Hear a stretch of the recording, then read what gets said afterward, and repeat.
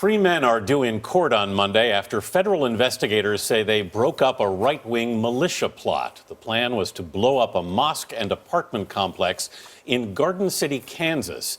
Agents arrested Curtis Allen, Patrick Stein, and Gavin Wright after an 8-month FBI investigation.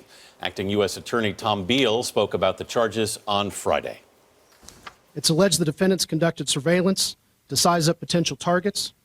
They stockpiled firearms, ammunition, and explosive components. They even prepared a manifesto describing their beliefs to be published after the bombing. Investigators say the alleged attack was scheduled for the day after the presidential election to avoid influencing it. Paula Reid's in our Washington bureau. She's following the investigation. Paula, good morning. Good morning. What else do we know about this plot?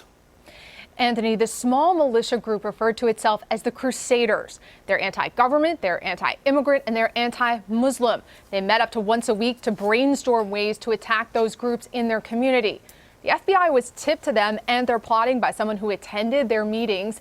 And then once the FBI opened a domestic terrorism investigation back in February, that source continued to attend meetings and even tag along as these people surveyed potential targets and looked for ways to attack Muslims, immigrants, or the government. Now, that source recorded conversations and also provided eyewitness testimony of the surveillance. That source and his or her testimony will be essential to proving this case. And what are these men being charged with?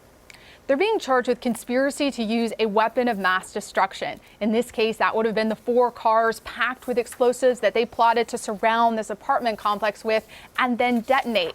Now, a lot of people are asking, why aren't they charged with domestic terrorism?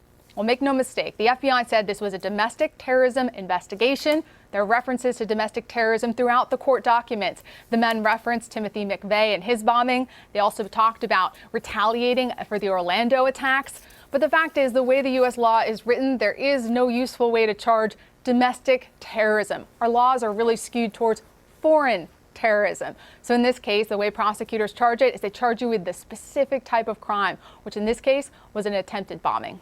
Interesting. Right. Paula Reid in Washington. Thank you, Paula.